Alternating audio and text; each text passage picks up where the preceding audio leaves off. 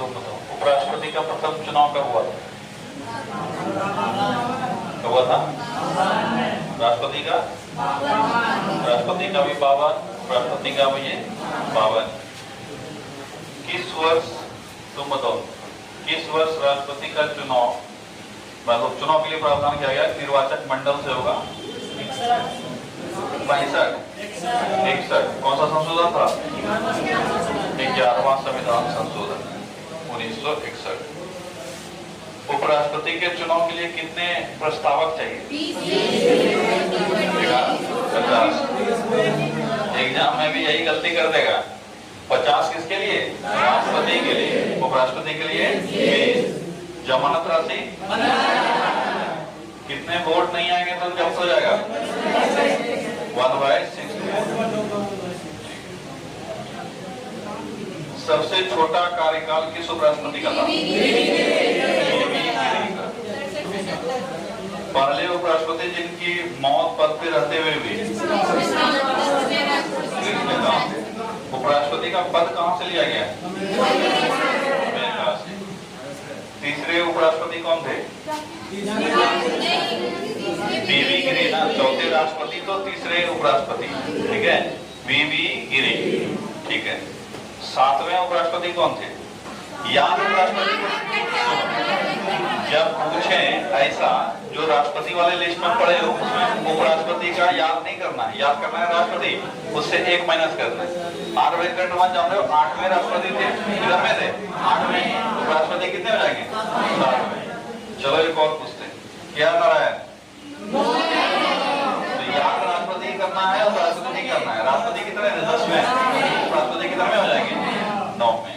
ठीक है, एक और पूछते हैं, बताओ जाकिर हुसैन राष्ट्रपति कितने थे? तीसरे। उपराष्ट्रपति कितने हो जाएंगे? दूसरे। ठीक है, कितने ऐसे उपराष्ट्रपति हैं जो राष्ट्रपति बने हैं अभी तक? कितने ऐसे उपराष्ट्रपति हैं जो राष्ट्रपति बने हैं?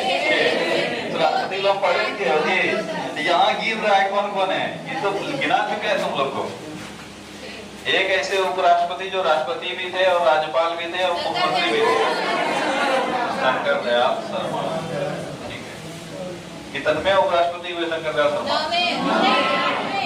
8वें। 9वें राष्ट्रपति हुए तो 8वें उपराष्ट्रपति। ये थोड़ा सा ध्यान रखना पड़ेगा। वर्तमान में उपराष्ट्रपति कौन है? तुम बताओ, वर्तमान में राज्यसभा का अध्यक्ष कौन है? रटवा है सुबह, करंट अफेयर्स में नहीं आती हो, रटवा है ना। कौन है राज्यसभा का अध्यक्ष? ये सोच रही है हम तो आए ही नहीं तो रटे ही कहाँ हैं। राज्यसभा का अध्यक्ष उपराष्ट्रपति होते हैं, पदेन अध्यक्ष। ठीक है, राज्यसभा का कौन हो जाएंगे? जगदीप धनखड़। देखे हो तुम लोग की नहीं देखे हो? बहुत अच्छे आदमी हैं, ठीक है, हाँ नहीं अच्छे आदमी हैं, उनका भाषण बड़ा पॉपुलर रहता है आजकल। ठीक है, क्या हामिद अंसारी कभी उपराष्ट्रपति बने हैं? क्या भैरव सिंह शेखावत कभी बने हैं? ठीक है, क्या बीडी जत्ती कभी उपराष्ट्रपति बने हैं? मोहम्मद हिदायतुल्लाह?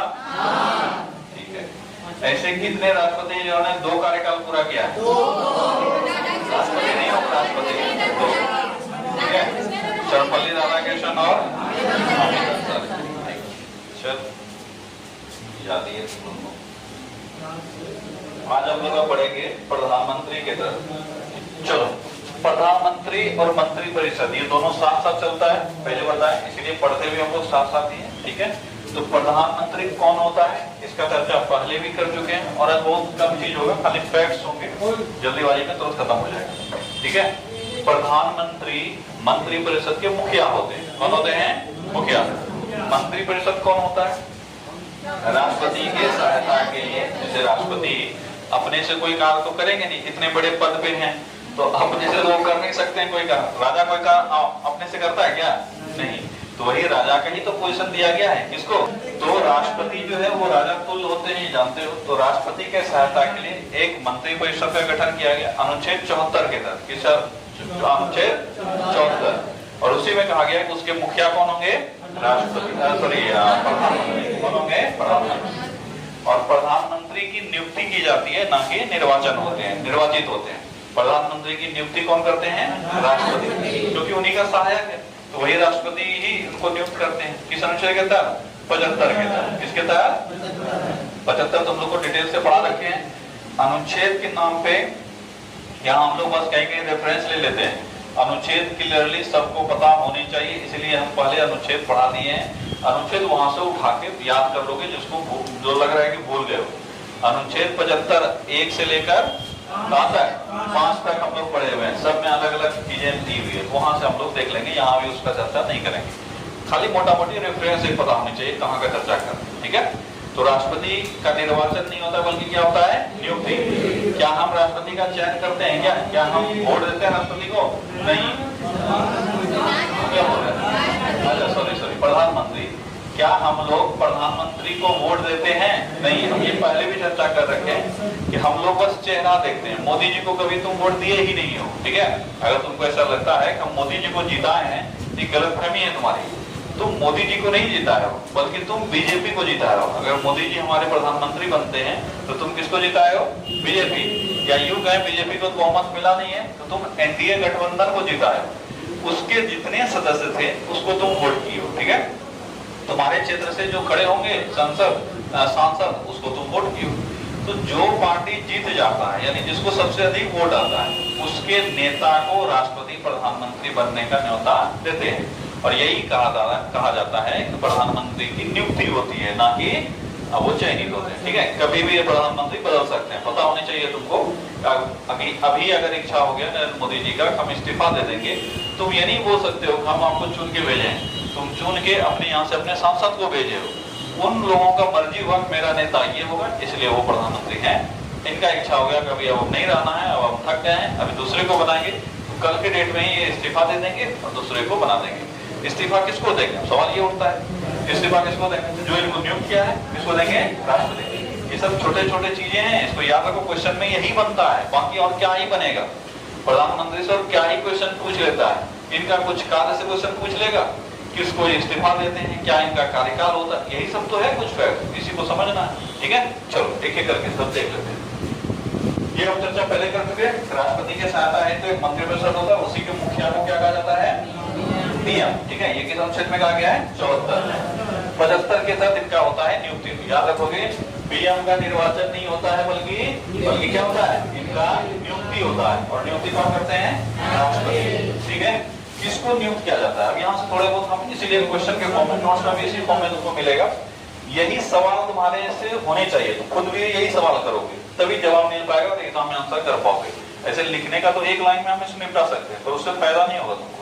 तो किसको नियुक्त किया जाता है? अगर पहला सवाल ये है तो बोलोगे कि लोकसभा में जो पार्टी जीतेगा उसके नेता को। अब यहीं से सवाल के साथ ही सवाल उत्पन्न होगा। पहला सवाल का जवाब क्या हुआ कि किसको नियुक्त किया जाएगा? लोकसभा में बहुमत हासिल करने वाले पार्टी के नेता को। अब दूसरा सवाल ये आता है, तो क्या प्रधानमंत्री लोकसभा के सदस्य होंगे क्या? तो आंसर है नहीं। सवाल पे मतलब जवाब पे तुम ध्यान नहीं दिया अच्छे से। लोकसभा में उस पार्टी को बहुमत चाहिए, प्रधानमंत्री वहां का होगा ऐसा कहीं लिखा गया है? नहीं। तो बहुमत लोकसभा में जो हमारे यहाँ से जितने लोग चुन के गए, उन लोकसभा से ही हम लोग का मतलब होता है, क्योंकि हमारा मेन मुद्दा कहाँ होता है? राज्यसभा या लोकसभा में? लोकसभा में। संचालन पूरी तरीके से सरकार का कहाँ होता है? लोकसभा से। इसीलिए सरकार भी रिस्पॉन्सिबल किसके प्रति है? लोकसभा के प्रति। तो लोकसभा में ही बहुमत है। हर 5 साल में कौन विघटित होता है? लोकसभा। तो सरकार मुख्य रूप से लोकसभा के लिए रिस्पॉन्सिबल है। इसीलिए लोकसभा में जिसको, इसमें राज्यसभा का चर्चा हम लोग नहीं करते हैं, लोकसभा में जिसको बहुमत हासिल होगा जिस पार्टी को, वही पार्टी अपना सरकार बनाएगा। यानी 543 सीट अभी है टोटल। इस 543 सीट में अधिकतम सीट जिसके पास होगा वही सरकार बनाएगा, वही पार्टी बनाएगा। अब सवाल यह है कि उस पार्टी का नेता, मतलब तो लोग जनरली ये समझता है कि पार्टी का अध्यक्ष होना चाहिए। जरूरी नहीं है। पार्टी अपना नेता चुनता है कि हमारे तरफ से ये नेता है हमारा, जिसको भी नेता चुन लेंगे। जैसे अभी तुम देखोगे कि बीजेपी पार्टी के अध्यक्ष कोई और है और वो अपना नेता, एनडीए गठबंधन का नेता चुना गया किसको? मोदी जी को। इसलिए हमारे प्रधानमंत्री कौन बने? मोदी जी, ठीक है। तो याद रखोगे कि लोकसभा में बहुमत प्राप्त पार्टी, ठीक है, बहुमत प्राप्त नेता नहीं बोल सकते इसको, ऐसे समझने थोड़ा दिक्कत हो जाएगा, पार्टी, ठीक है, बहुमत प्राप्त पार्टी के नेता को। ठीक है, क्या लिखेंगे यहाँ पे? पार्टी के नेता। किसको नियुक्त किया जाता है? लोकसभा में बहुमत प्राप्त पार्टी के नेता। ठीक है, क्या पीएम को लोकसभा का सदस्य होना अनिवार्य है क्या? आंसर है नहीं। पीएम कहीं के सदस्य हो सकते हैं, लोकसभा या राज्यसभा दोनों में से कहीं के सदस्य हो सकते हैं। क्या दोनों के सदस्य हो सकते हैं क्या? लोकसभा राज्यसभा? तो ये संभव नहीं है, एक ही जगह के होंगे, कहीं के दोनों के सदस्य नहीं हो सकते हैं। ठीक है, या तो लोकसभा के होंगे या राज्यसभा के होंगे, कहीं के भी वो सदस्य हो सकते हैं, पर वो जिस पार्टी से बिलोंग करते हैं, जिसके वो नेता हैं, उनका बहुमत हासिल होना चाहिए। क्या होना चाहिए? लोकसभा में। ठीक है, तीसरा है कि अगर किसी दल को स्पष्ट बहुमत न मिले तो क्या होगा? अगर मान लो इलेक्शन संपन्न हो गया और किसी को भी स्पष्ट बहुमत नहीं मिलना, स्पष्ट बहुमत का मतलब होता है 50% से अधिक वोट होना। अगर किसी के पास ऐसा नहीं है तो क्या होगा? क्या उस समय में किसी को पीएम नियुक्त किया जा सकता है क्या? आंसर है हाँ, किया जा सकता है। और ये डिपेंड करता है राष्ट्रपति पर। किस पर डिपेंड करता है? राष्ट्रपति।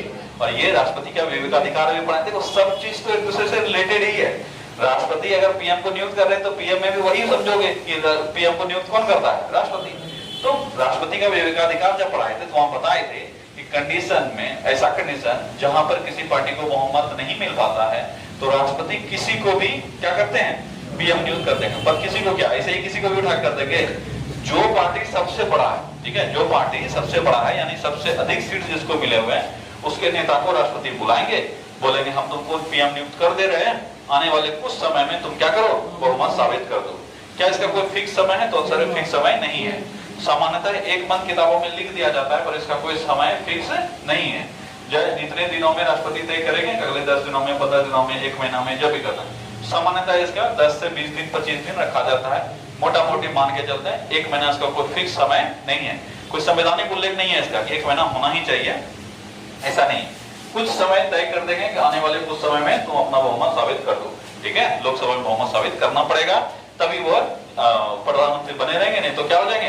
बर्खास्त हो जाएंगे।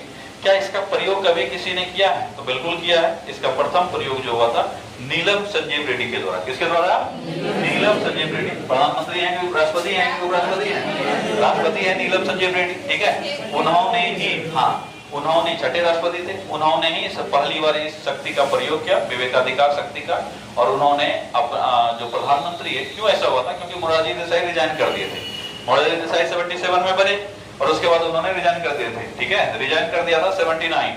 अब 79 में जब वो हटे तो किसको पीएम बनाया जाए? क्योंकि पार्टियों में भी जो गठबंधन है उसको लेकर बहुत सारे विवाद चल रहे थे। ठीक है, तो राष्ट्रपति नीलम संजीव रेड्डी ने बुलाया चौधरी चरण सिंह को। किसको बुलाया? चौधरी चरण सिंह, और उनको प्रधानमंत्री नियुक्त कर दिया और बोला गया कि आप अगले 1 महीना के अंदर अपना बहुमत साबित कीजिए। ठीक है, अब इनको 1 महीना के अंदर बहुमत साबित करना था, पर इनके पास बहुमत था ही नहीं। ठीक है, वैसे प्रधानमंत्री जो कभी भी लोकसभा नहीं गए, क्योंकि इनको नियुक्त किया गया 79 में, और कुछ ही समय इनको मिला था। जब इनको बहुमत इकट्ठा करने में समय लगे, इनको लग गया कि बहुमत हासिल होने वाला है नहीं, फिर ये रिजाइन कर दिए। तो अगर पूछा जाए कि पहली बार इसका प्रयोग कब हुआ था इस शक्ति का, तो याद रखोगे कब हुआ था? 79 में। कब हुआ था? 1979 में। और पीएम नियुक्त कौन किए गए थे? चौधरी चरण सिंह। कौन थे राष्ट्रपति? नीलम संजीव रेड्डी। इन्होंने नियुक्त किया और वो नियुक्त हुए, और ऐसे विवेकाधिकार शक्ति का प्रयोग करते हुए राष्ट्रपति ने पहली बार किसी को नियुक्त किया, और वो भी फटुस निकल गया। तो याद रखोगे इस चीज को, ये फैक्ट इंपॉर्टेंट है। अगला है पीएम से संबंधित कुछ तथ्य। बनने हेतु न्यूनतम उम्र। ठीक है, अब देखो एक पीएम जो है वो एक तरह के सांसद है। क्या है? सांसद। तो सांसद जब होंगे तो या तो वो लोकसभा के सदस्य होंगे या राज्यसभा के सदस्य होंगे, कहीं के भी सदस्य हो सकते हैं। और अगर तुमसे पूछा जाए, इसलिए हम लोग विशेषकर अर्हताओं के बारे में पीएम का चर्चा नहीं करते हैं, सिर्फ उम्र ही पूछा जाता है एग्जाम में। ऐसा क्यों? क्योंकि प्रधानमंत्री बनने के लिए उम्र या तो 30 होगा या 25 होगा। ठीक है, अब इस दोनों में से क्यों ऐसा है कि दोनों हो सकता है?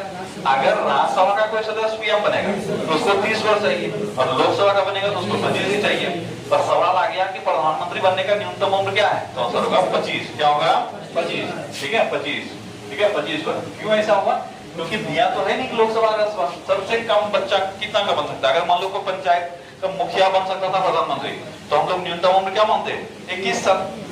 क्या मानते? 21 साल। तो हमको ये नहीं मतलब है कि कहाँ का वो सदस्य बन रहा है नहीं बन रहा है, वो अपना देखेगा। ठीक है, अगर राज्यसभा का सदस्य बन रहा है तो वो अपना देखेगा 30 साल का है कि नहीं है। क्योंकि राज्यसभा में जाने से पहले उसकी उम्र क्या होनी चाहिए? 30 साल। हमसे पूछा गया कि किस न्यूनतम उम्र पर कोई प्रधानमंत्री बन सकता है, तो 25 वर्ष में। अगर पूछा जाए किस न्यूनतम उम्र में कोई राज्यसभा सदस्य प्रधानमंत्री बन सकता है, तब आंसर होगा 30। ध्यान देना इस चीज को। और ये 25 वाला हमेशा कहाँ का सदस्य होगा? लोकसभा का। ठीक है, चलो। इसके बाद शपथ, इनको शपथ कौन दिलाता है? राष्ट्रपति। कौन दिलाता है? राष्ट्रपति द्वारा। इनको शपथ दिलाया जाता है राष्ट्रपति के द्वारा, और राष्ट्रपति इनको शपथ दिलाते हैं किस अनुच्छेद के तहत? 75 के 4 के तहत। याद है ना, मंत्रिपरिषद को शपथ दिलाया जाता है। ये भी तो मंत्रिपरिषद के मुखिया ही है। ठीक है। कार्यकाल, इनका कोई कार्यकाल निर्धारित नहीं है, ध्यान देना। हम लोग सामान्यतः पढ़ते हैं, यही तो गड़बड़ भी होता है। हम लोग 5 वर्ष पढ़ के निकल जाते हैं कि प्रधानमंत्री का कार्यकाल कितना है? 5 वर्ष। होता भी वही है, पर क्या ये 5 वर्ष कार्यकाल है? अगर ऐसा होता तो मुख्यमंत्री, जो प्रधानमंत्री पढ़ रहे हो, यही सेम चीज किस पे अप्लाई हो जाएगा? मुख्यमंत्री पर।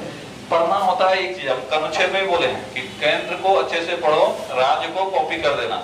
वैसे यहाँ पे भी है, प्रधानमंत्री जितने चीज पढ़ रहे हो, यही सारे चीज किसके पास होगा? मुख्यमंत्री के पास। तो अगर ऐसा होता तो क्या मुख्यमंत्री, ये पिछले 2005 से ये कंटिन्यू है ना, नीतीश कुमार, और 9 बार या 10 बार ये 9 बार शपथ ग्रहण कर चुके हैं, संभव हो पाता? क्योंकि कितना ही टेनर, 3 ही टेनर तो आएगा, 5 से 10, 10 से 15, 15 से 20, अरे चौथा है इनका, बीच में गए हटे भी थे। 5 से तो कंटिन्यू है ना, नीतीश कुमार 5 से कंटिन्यू है। ठीक है, अच्छा समय हो गया जी, हम पढ़ाने नहीं दिए थे। बीच में सब कुछ 1 आध साल के लिए इधर उधर कुछ हुए, अब जो भी है मोटा मोटी मान के चलते हैं कि 5 से इनका जो शक्ति है वो बरकरार है। जीता मांझी आए थे कुछ दिन के लिए, मोटा मोटी ये मान के चलते हैं कि 5 से इनका कंटिन्यू है। फिर भी अगर 5 साल इनका कार्य अवधि होता तो कितना बार ये शपथ ग्रहण लेते? अगर बीच वाला हटा भी हो तो कितना बार लेते? ये 5 चल रहा है इनका, ठीक है, तो 4 बार ही लेते। क्या ये हुआ है? ये 9 बार ले चुके हैं। ठीक है, तो कहने का मतलब ये है कि इनका टर्म जो है वो फिक्स नहीं होता है। लोकसभा का टर्म फिक्स होता है। लोकसभा में कितने दिनों तक रहेगा वो लोग? 5 वर्ष तक। कितने साल तक? 5 साल तक। इस 5 साल के बीच में ध्यान देना, इस 5 साल के बीच में प्रधानमंत्री 10 बार भी बदल सकते हैं, मुख्यमंत्री भी 10 बार बदल सकते हैं। जो बहुमत प्राप्त पार्टी है वो प्रधानमंत्री बनाएगा, प्रधानमंत्री रिजाइन दे देगा, दूसरा प्रधानमंत्री बनेगा। या अगर किसी भी कारणवश, ध्यान देना इस चीज पर, किसी भी कारणवश प्रधानमंत्री किसी भी कारणवश फेल हो जाते हैं तो उनका मंत्रिपरिषद यानी सरकार उसी समय में गिर जाएगा। यानी वापस जो प्रधानमंत्री बनेगा नया वाला, वो अपना मंत्रिपरिषद फिर से बनाएगा। यानी प्रधानमंत्री के ऊपर ही उसके मंत्रिपरिषद का भी क्या बोल सकते हो, अस्तित्व टिका हुआ है। प्रधानमंत्री है, मंत्रिपरिषद रहेगा, प्रधानमंत्री नहीं तो मंत्रिपरिषद भी नहीं होगा। सवाल कई बार पूछा जाता है, अगर प्रधानमंत्री रिजाइन दे देते हैं तो क्या उनका मंत्रिपरिषद बरकरार रहेगा? प्रधानमंत्री ने रिजाइन दिया है, जो मंत्री सब है वो सब तो बना हुआ रहेगा। तो आंसर है नहीं, उसका मंत्रिपरिषद भी विघटित हो जाएगा। अब नया जो प्रधानमंत्री बनेगा वो फिर से अपना मंत्रिमंडल तैयार करेगा, मंत्रिपरिषद फिर से बनाएगा। याद देना इस चीज को, ठीक है। तो याद रखोगे कार्यकाल इनका कैसे तय होता है? राष्ट्रपति के अनुसार। अगर राष्ट्रपति को लग रहा है कि इसके पास बहुमत है तो तुमको कंटिन्यू रखेंगे। जिस दिन, इसलिए बीच बीच तुम देखता होगा कि राज्यपाल जो है जरूरी राज्यपाल का नजर आता है, राष्ट्रपति का मतलब प्रधानमंत्री का कम नजर आता है, मुख्यमंत्री सबका ज्यादा, क्योंकि कोई पिन देते रहता है राज्यपाल को, देखिए ना उसके पास बहुमत नहीं है, हम 4 तो मरवा चुके हैं ऑलरेडी, ठीक है, 4 उसका विधायक जो है वो हम खरीद चुके हैं, वो बहुमत एक बार साबित करवाइए ना उसको। अब सोचो 100 कैंडिडेट में जिसके पास 51 है, वो 5 साल तक ऐसे ऐसे करते रहता है, एक तो भी अगर खरीद लिया हमसे, हम मेरा सरकार गिर जाएगा, ठीक है, यही तो होता है। अब दूसरा पार्टी जो है, जो आजकल के जो सुपर पार्टी सब चल रही हैं, ये सब क्या करता है? खरीदने में माहिर है, ठीक है, कब यूं खरीद लेगा पता ही नहीं चलेगा। तो बोल रहा था कि मैं तो कांग्रेस के जगह पे बोल देगा बीजेपी, ठीक है, वो क्या कहानी का था, मतलब बोलते बोलते बदल सकता है, ऐसा भी आजकल खेल होता है। तो ऐसे केस में वो क्या बोलेगा राज्यपाल को जाकर कि आप जो सरकार है उससे एक बार क्या करवाइए, एक बार बहुमत साबित करने को कहिए, ठीक है, मार्च पास्ट करवाइए। अब राज्यपाल उसको अनाउंस कर देगा तुमको मार्च पास्ट करना है, अब उसके पास बहुमत है नहीं, या तो वो रिजाइन कर देगा या राज्यपाल के सामने बेइज्जत होकर भगा दिया जाएगा, ठीक है। उससे पहले वो लोग क्या करता है? रिजाइन दे देता है, नहीं तब फिर से वापस करने का प्रयास करता है जो गया है, ठीक है। खरीद बिक्री खूब चलता है, इसे बोलते हैं हॉर्स ट्रेडिंग। क्या बोलते हैं इसको? Horse trading. और इंडिया में ना होते हुए भी बहुत कॉमन है, ठीक है। हम लोग ऑफिशियली ऐसा कुछ देखते नहीं है, पर है सब चीज, और कौन कर रहा है ये सबको पता है कि हमारे भारत में हॉर्स ट्रेडिंग जो है, यानी जो नेताओं का खरीद बिक्री है, काफी मतलब क्या बोल सकते हो, कॉमन है, ठीक है। खैर वापस आओ, तो राष्ट्रपति राष्ट्रपति के प्रसाद पर्यंत पीएम अपने पद पर बने रहेंगे, लेकिन याद रखोगे जब तक लोकसभा में पीएम के पास बहुमत है, जब तक लोकसभा में बहुमत है तब तक इनको राष्ट्रपति हटा नहीं सकते हैं। राष्ट्रपति तभी इनको अपने पद से हटाएंगे। सेम चीज सीएम के लिए उपलब्ध हो जाएगा कि राज्यपाल तभी इनको पद से हटाएंगे जब राज्यपाल को लग जाए या केंद्र में राष्ट्रपति को लग जाए इसके पास बहुमत की कमी हो चुकी है। अब वो अपनी से तो बोलेंगे नहीं कि मेरा दो खरीदा जा चुका है, हम कमजोर हो चुके हैं। ये राज्यपाल राज्य में और राष्ट्रपति केंद्र में निगरानी रखता है कि तुम्हारा गड़बड़ लग रहा है हमको कुछ, अब तुम साबित करो बहुमत। किसी भी दिन बोल सकते हैं साबित करो, अगर साबित कर दिया तो बना रहेगा, नहीं किया तो नहीं बना रहेगा। इसी के लिए जो सांसद है वो बिल भी लाता है जिसको अविश्वास प्रस्ताव कहते हैं। क्या कहते हैं? अविश्वास प्रस्ताव। अविश्वास प्रस्ताव में भी उसको बहुमत साबित करना होता है। अगर अविश्वास प्रस्ताव पारित हो गया तो सरकार को रिजाइन करना होगा। ठीक है, ध्यान देना। तो याद रखोगे कार्यकाल राष्ट्रपति के प्रसाद पर्यंत होता है, परंतु लोकसभा में जब तक बहुमत रहेगा तब तक बने रहेंगे। सामान्य रूप से ऐसा देखा गया है कि जो लोकसभा का कार्यकाल है, अगर कोई ढंग का प्रधानमंत्री आया है जिसके पास बहुमत ठीक ठाक हो तो 5 साल तक का टेनर वो पूरा कर देता है, और ऐसा कोई फिक्स है नहीं। ठीक है, अपना त्याग पत्र देंगे। किसको देंगे त्याग पत्र? राष्ट्रपति को। ठीक है, राष्ट्रपति को अपना त्याग पत्र देंगे, राष्ट्रपति को। ध्यान देना, ऑप्शन में रहेगा एक उप प्रधानमंत्री। ठीक है, तो ऐसा नहीं, हमारे यहाँ उप प्रधानमंत्री जैसा कोई पद ही नहीं है, हम लोगों ने जबरदस्ती बनाया है। उप प्रधानमंत्री पद जो है ये जबरदस्ती का है, ये हमारे संवैधानिक पद नहीं है। ठीक है, ध्यान देना, उप प्रधानमंत्री जैसा हमारे यहाँ कोई पद नहीं है, लेकिन पार्टी अपने लोगों को खुश रखने के लिए, गठबंधन को खुश रखने के लिए इस तरह का कारनामा करती है। आएंगे अभी इसके बाद उप प्रधानमंत्री पद, तब उस पर चर्चा करेंगे। वेतन और भत्ता क्या होता है? तो वेतन और भत्ता बीच बीच में सरसर डिवाइस करते रहती है, जो तय करेगी उसके हिसाब से इनका वेतन और भत्ता होता है। क्योंकि प्रधानमंत्री भी एक सांसद ही होते हैं। ठीक है, उनका सांसद का सैलरी मिलता है, कुछ एक्स्ट्रा अलाउंसेस मिलते हैं जिससे इनका सैलरी बढ़ जाता है। मोटा मोटी याद रखोगे कि अभी जो इनका सैलरी है शायद 1.5 से 2 लाख के बीच में कुछ होगा। ठीक है, एग्जैक्टली नहीं पता। इनका अलाउंसेस सब जो है यानी भत्ता जो है वो जोड़ जाड़ के थोड़ा बढ़ जाता है। ठीक है, तो याद रखोगे उतना ही सैलरी है, ज्यादा इससे सवाल आता नहीं। सवाल तुमसे वही आएगा, राष्ट्रपति और उपराष्ट्रपति। ठीक है, अब आते हैं पीएम की शक्तियों एवं कार्य पर। ठीक है, पीएम का जो मुख्य कार्य है वो है मंत्री परिषद का संचालन। क्या है? मंत्री परिषद का संचालन। दूसरा जो उनका मुख्य कार्य है वो है राष्ट्रपति का मुख्य रूप से असिस्टेंट बन के रहना। राष्ट्रपति कोई फैसला लेंगे उसके लिए पीछे में आवाज रहेगा किसका? प्रधानमंत्री का। राष्ट्रपति बिना प्रधानमंत्री के डिसीजन के कोई फैसला ले ही नहीं सकते, इसलिए तो इनको प्रधानमंत्री कहा गया कि राष्ट्रपति के बगल में कुर्सी लगा रहेगा हमेशा प्रधानमंत्री का, और राष्ट्रपति को कुछ बोलना है किसे पूछेंगे? प्रधानमंत्री से। तो मुख्य रूप से इनका कार्य है अपने मंत्री परिषद के मुखिया के रूप में कार्य करना और राष्ट्रपति को सलाह देना। क्या काम है? राष्ट्रपति को सलाह देना। यही एक काम करते रहते हैं, यही इनका काम है। एक एक तरफ से हम लोग सब चीज देख लेते हैं। ठीक है, मंत्री परिषद की नियुक्ति इन्हीं के सिफारिश पर करते हैं राष्ट्रपति। तो सारे मंत्रियों को नियुक्त तो राष्ट्रपति करते हैं, पर एक भी मंत्री को राष्ट्रपति अपने मन से नियुक्त नहीं कर सकते हैं। हम अगर प्रधानमंत्री बोलेंगे ये बनेगा, ये बनेगा, ये बनेगा, ये बनेगा, वो बनेगा, राष्ट्रपति बोलेंगे इसको भी तो बना, बोले ना इसको ना बनाएंगे। ठीक है, तो जो प्रधानमंत्री कहेंगे वही मुख्यमंत्री बनेंगे। इसीलिए याद रखोगे कि मंत्रियों की नियुक्ति कौन करता है? राष्ट्रपति। पर किसके कहने पर? पीएम के कहने पर। तो ये एक काम हो गया। मंत्रियों को विभाग बांटना प्रधानमंत्री डिसाइड करते हैं, जो जितना माल दोगे उसको वैसा पार्टी मिलेगा। नहीं समझ में आया? अपने कलेक्शन में जब चुनाव होता है तो ये इसी में सारा खेल है। हमारे यहाँ जितने भी प्रत्यक्ष रूप से तुमको ईमानदार दिख रहे हैं ना लोग, वो ईमानदार पीछे से बिल्कुल नहीं है, स्पेशली पॉलिटिशियन तो बिल्कुल नहीं।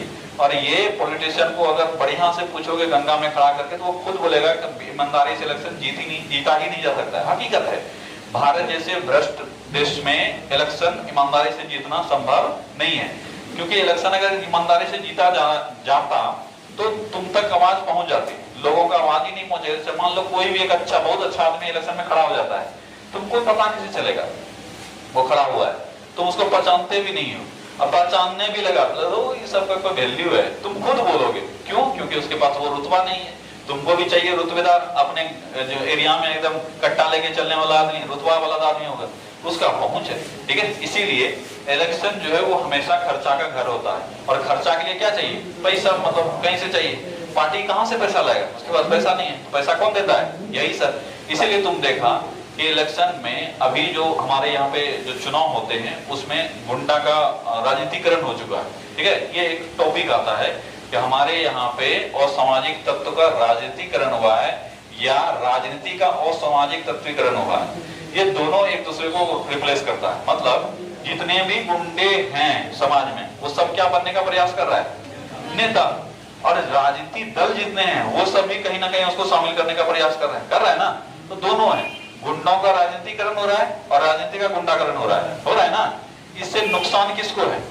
तुमको, यानी हम जनता को नुकसान है। ठीक है, ऐसा हो क्यों रहा है? इसका पार्टी का क्या रीजन है? पार्टी क्यों ऐसा सब लोगों को शामिल कर रहा है? जिसका दागी जो लोग है, कारण क्या है? पैसा। क्योंकि इलेक्शन लड़ने के लिए ईमानदारी नहीं बल्कि क्या चाहिए? पैसा। तुम्हारे बीच में ही गद्दार लोग बैठे हुए हैं जो 500 रुपए लेकर वोट देता है। अब सोच के देखो कि हम एक कैंडिडेट हैं और एक कैंडिडेट ये है, मेरे पास पैसा है, हम तुमको 1500 मार दे, बोले वोटिंग करो, जाके कर दोगे। ये ईमानदारी से एकदम चिल्लाते रहेगी, भारत माता की जय, मैं भारत की बेटी हूँ, मुझे वोट दो, कोई नहीं देगा। ठीक है, और ये हालत बिहार में हो चुका है। पिछले वाले इलेक्शन में क्या नाम था एक लड़की का? पुष्पा।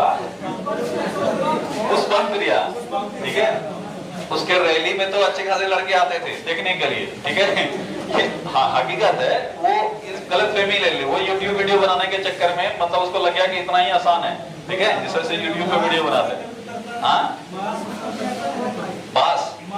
मास, अरे क्या करोगे, मजबूरी है। ठीक है, अब सोच रहे हो देखने गया था, लगा मास्क तो करता नहीं है उसका। ये हकीकत है कि जहां भी उसका रैली होता था वहां पे लड़के ही लड़के भरे होते थे, वो भी ये पढ़ने वाले लड़के, उसमें अधिकांश बिना वोट करने वाले लड़के होते थे, जो कि वोट भी नहीं करेगा, खाली देखने के लिए, देखें कैसी है। ठीक है, अब वो इसको दूसरे सेंस में ले ली, ये सब मेरा सपोर्टर कोई नहीं है तुम्हारा। वो सिर्फ देखने के लिए गया हुआ है, आखिर कौन है ये सुंदरी, देख ले एक बार। ठीक है, फिर मौका मिले ना मिले, और उसी को लेकर वो चली गई इलेक्शन में, हमको तो हम जीत ही जाएंगे। ऐसा नहीं है। बिहार की जनता, स्पेशली भारत की जनता, ये सब किसी से मतलब नहीं होता वोटिंग के समय में, उसको सिर्फ अपने पेट से मतलब है। जो पूरी सब्जी खिला दिया उसको वोट देगा, दारू पिला दिया उसको वोट देगा। इस कारण से पैसों की आवश्यकता होती है। इसीलिए राजनीति का क्या हो रहा है? गुंडाकरण। ठीक है, चलो वापस अब आते हैं पीएम की शक्ति।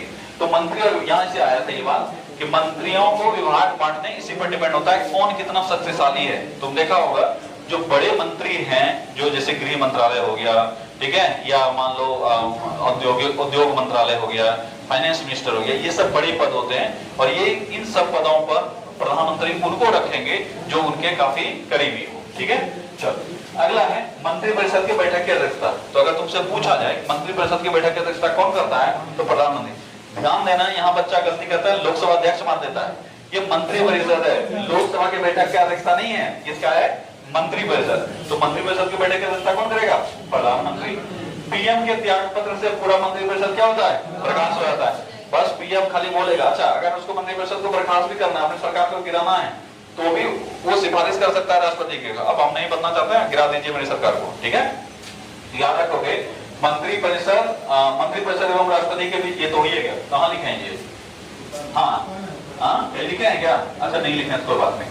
ठीक है, तो पीएम के त्याग पत्र से पूरा मंत्रिपरिषद क्या होगा? बर्खास्त हो जाएगा। अच्छा, मंत्रिपरिषद और राष्ट्रपति के बीच का कड़ी कौन होता है? पीएम। और इसका अनुच्छेद भी तुम लोगों को पढ़ाया है, अनुच्छेद कौन सा है? 78। ठीक है, 78 में कहा गया है कि जो मंत्रिपरिषद का फैसला होगा वो पीएम जाकर किसको सुनाएंगे? राष्ट्रपति को। और जो राष्ट्रपति का फैसला होगा वो वापस आके मंत्रिपरिषद को कौन सुनाएंगे? पीएम।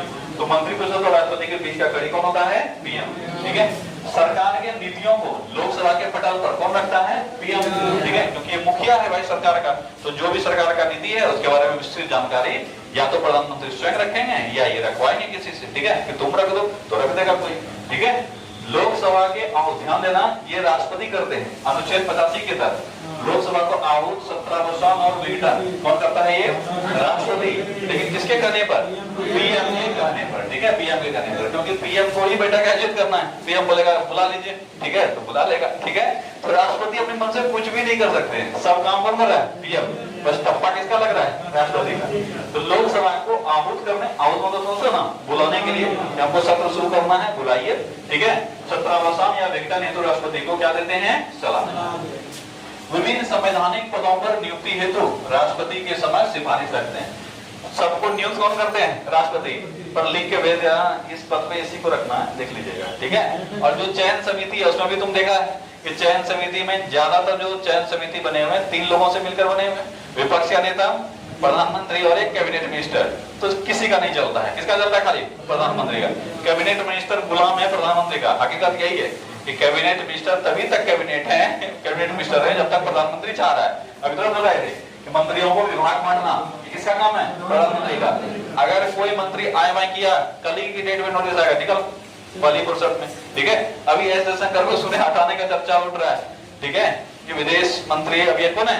एस जयशंकर। तो पता नहीं एग्जैक्टली, हमको नहीं पता, कुछ सुन रहे थे न्यूज में ऐसे दिखा रहा था कि इनको हटाया जाएगा।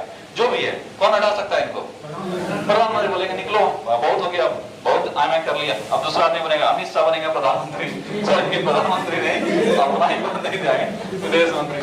तो अमित शाह विदेश मंत्री बन सकते हैं, बनने का तो कुछ भी बन सकते हैं, ज्यादा बोलना सही बात नहीं है, बन सकते हैं। और वो अच्छे वक्ता भी हैं, ठीक है, वो विदेश में जब जाके बोलेंगे तो अच्छा आदमी डर जाएगा। चलो अगला, विभिन्न संवैधानिक पद पे नियुक्ति हेतु राष्ट्रपति के समक्ष सिफारिश। जितने भी आयोग वगैरह देख रहे हो, सबके जो अध्यक्ष नियुक्त होते हैं लगभग सबको राष्ट्रपति करते हैं, पर उनका जो चयन समिति होता है उसमें मुखिया कौन होता है? प्रधानमंत्री। पीएम कुछ ऐसे डिपार्टमेंट्स के पदेन अध्यक्ष होते हैं और यहाँ से सवाल एग्जाम में आता है। ये पद तुम लोग को सब पढ़ा रखे हैं। राष्ट्रीय विकास परिषद का अध्यक्ष कौन होता है? पीएम, ठीक है। नीति आयोग का अध्यक्ष कौन होता है? पीएम। राष्ट्रीय एकता परिषद का अध्यक्ष? पीएम। अंतर्राज्यीय परिषद का अध्यक्ष? पीएम। राष्ट्रीय जल संसाधन परिषद का? पीएम। वैज्ञानिक और औद्योगिक अनुसंधान परिषद का अध्यक्ष? पीएम। यहाँ तो पीएम भी अब कर दिया है, एग्जाम में कोई एक ही रहेगा, ठीक है। तो ध्यान से याद रखना कि कौन बनता है, किसका किसका, सॉरी पीएम किसके किस किस आयोग के अध्यक्ष हैं। खाली यहाँ पीएम नहीं करना है, ये याद रखना है।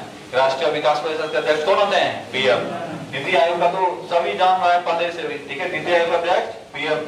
राष्ट्रीय एकता परिषद पीएम। ये सब पढ़ा रखे हैं ना तुम लोग को, ठीक है। नहीं पढ़ा है एकता परिषद सब? क्या पढ़ाई तो है ये सब, ठीक है। अंतर्राज्यीय परिषद का अध्यक्ष पीएम। अंतर्राज्यीय परिषद का गठन किस अंश के तहत किया जाता है? 263, ठीक है। राष्ट्रीय जल संसाधन परिषद का अध्यक्ष पीएम और वैज्ञानिक व औद्योगिक अनुसंधान परिषद का भी अध्यक्ष कौन होता है? पीएम। इसे 3-4 जो है वो एग्जाम में कई बार पूछे जा चुके हैं। नीति आयोग तो मतलब अनगिनत बार पूछा गया है, विकास परिषद का भी पूछा गया है, अंतर्राज्यीय परिषद भी पूछा गया है, वैज्ञानिक और औद्योगिक अनुसंधान परिषद भी पूछा गया है, ठीक है। तो इसमें से लगभग सारे पूछे ही जा चुके हैं, इसलिए याद रखोगे। अभी पीएम के बारे में और भी बहुत कुछ जानना बाकी है, जो कि हम लोग कल देखेंगे, ठीक है। एक बार पूरा चीज रिपीट करो कि राष्ट्रपति के सहायता है तो एक मंत्री परिषद होगा, किस अनुच्छेद में कहा गया है? 74। किसी का मुखिया कौन होता है? प्रधानमंत्री। प्रधानमंत्री की नियुक्ति कौन करते हैं? कितने सालों के लिए? ऐसा कोई साल नहीं होता है, जब तक लोकसभा में बहुमत है तब तक के लिए। लोकसभा में बहुमत खत्म, पीएम खत्म, ठीक है। सरकार नहीं आएगी, टेंशन नहीं लेना, ठीक है। राष्ट्रपति क्या किसी ऐसे सदस्य को नामित कर सकते हैं प्रधानमंत्री के लिए जो लोकसभा का सदस्य नहीं है? कर सकता है, ठीक है। लेकिन कंडीशन क्या है? कहाँ? राज्यसभा में या लोकसभा में या दोनों जगह? लोकसभा में। बहुमत कहाँ चाहिए? लोकसभा में बहुमत चाहिए उस पार्टी को। नेता जो होगा वो कहीं का भी सदस्य हो सकता है, राज्यसभा लोकसभा कहीं का। अभी आगे चल के बताएंगे कौन कौन सदस्य है जो राज्यसभा सदस्य है नहीं है, वो सब अभी चर्चा करेंगे, फिलहाल अभी नहीं, ठीक है। अगर किसी पार्टी को बहुमत नहीं मिला है तो क्या प्रधानमंत्री को नियुक्त हो सकता है? अरे हाँ, हो सकता है। कौन करेंगे? राष्ट्रपति। किसको नियुक्त करेंगे? उनके विधेयक पर डिपेंड करेगा जिनके अंदर उनको क्षमता लग जाए, ठीक है। हो सकता है कि छोटे पार्टी के सदस्य को वो नियुक्त कर दें और बोले तुम बहुमत साबित करो, ठीक है। तो पीएम की गद्दी पर बैठाना हो तो कर ही सकते हैं, ठीक है। एक बिहार के शिक्षा मंत्री थे जो कि बने 48 घंटे में हट गए, लेकिन वो हमेशा के लिए मंत्री बन गए, एक्स मंत्री। अब उनको जो पेंशन है वो सब आएगा, ठीक है। शिक्षा मंत्री बने थे, काफी विवाद था, पहले करप्शन का उन पर इल्जाम लगा हुआ था, अनपढ़ आदमी है, और उसके बाद नीतीश कुमार ने उनको शिक्षा मंत्री बनाया था, उसके बाद फिर वापस शायद उनको हटाया गया। हम नाम भूल रहे हैं क्या है, इसी 2020 वाले के बाद ही ये नियुक्त हुए थे। 48 घंटे या 2 दिन के 2 या 3 दिन के अंदर उनको हटा दिया गया, ठीक है। लेकिन वो तो बन तो गए, अब नाम में आ जाएगा उनका नाम कि मंत्री ये शिक्षा मंत्री रहे हुए, पेंशन वगैरह सब मिल जाएगा। नौकरी नहीं है, तुम्हारा 2 साल का प्रोबेशन यहाँ बन गया तो हो गया, कहानी खत्म, पेंशन वगैरह सब मिलेगा, ठीक है। फिर वापस आओ। तो ऐसा अगर प्रधानमंत्री राष्ट्रपति अगर चाहें किसी अपने को बनाने का तो बना देंगे, बोलेंगे बहुमत सबमिट करो, नहीं कर पाएगा फिर रिजल्ट दे देगा, लेकिन प्रधानमंत्री के लिस्ट में उसका नाम आ जाएगा। और ऐसे ही चौधरी चरण सिंह का यहाँ नाम आ गया। कब आया? 79 में। किसने नियुक्त किया था? नीलम संजीव रेड्डी, ठीक है। इनका मिनिमम उम्र क्या है बनने का? 25 वर्ष। और अगर वो 25 वर्ष के हैं तो वो कहाँ का सदस्य होना पड़ेगा? ये सवाल बन सकता है बढ़िया कि मिनिमम न्यूनतम उम्र पर प्रधानमंत्री कहाँ के सदस्य हो सकते हैं? लोकसभा, राज्यसभा या लोकसभा या राज्यसभा दोनों? अब जो ढेर बुद्धि लगाएगा बोलेगा हाँ लोकसभा या राज्यसभा दोनों का हो सकता है, तो यहाँ गलत हो जाएगा। अगर न्यूनतम उम्र पर बढ़ना चाहेगा तो ये कहाँ का होगा? हमेशा लोकसभा का ही होगा। ठीक है, कार्यकाल कौन डिसाइड करता है? ऐसे संबंध लोकसभा कौन डिसाइड करता है? लोकसभा। लोकसभा में बहुमत जब तक रहेगा तब तक रहेंगे, और लोकसभा का कार्यकाल कितना है? 5 वर्ष तक। तो सामान्यतः ये कितने दिनों तक रह सकते हैं? अधिकतम 5 वर्ष तक एक टेनर में रह सकते हैं। अगले बार अगर फिर से ये प्रधानमंत्री बनना चाहेंगे तो इनके पार्टी को फिर से बहुमत हासिल करना होगा, जो कि अभी सामान्यतः तुम देख रहा है कि जो गठबंधन है, इंडिया गठबंधन, ये 2014 के बाद लगातार बहुमत में रही है, तो अभी तक इनके प्रधानमंत्री चल रहे हैं। जिस दिन बहुमत खत्म हो जाएगा उस दिन इनका पद खत्म हो जाएगा। ठीक है, त्याग पत्र किसको देंगे? राष्ट्रपति को। वेतन भत्ता कौन डिसाइड करता है? संसद। पीएम की शक्तियों में मुख्य रूप से हम लोग 2-4 पॉइंट याद रखेंगे कि मंत्री परिषद से संबंधित जितने भी फैसले हैं वो सब कौन करता है? पीएम। राष्ट्रपति को जितने भी डिसीजन लेने हैं उसमें अंतिम निर्णय कौन को देता है? पीएम। मंत्री परिषद के फैसलों को पीएम राष्ट्रपति तक कौन पहुंचाता है? पीएम। और राष्ट्रपति के फैसलों को मंत्री परिषद तक पीएम। कुछ ऐसे परिषद हैं जिसके ये अध्यक्ष होते हैं, पदेन अध्यक्ष, जैसे कि राष्ट्रीय विकास परिषद, नीति आयोग, राष्ट्रीय एकता परिषद, अंतर्राज्यीय परिषद, जल संसाधन परिषद और वैज्ञानिक और औद्योगिक अनुसंधान परिषद। ये सबके ये पदेन अध्यक्ष होते हैं। क्या किसी को दिक्कत?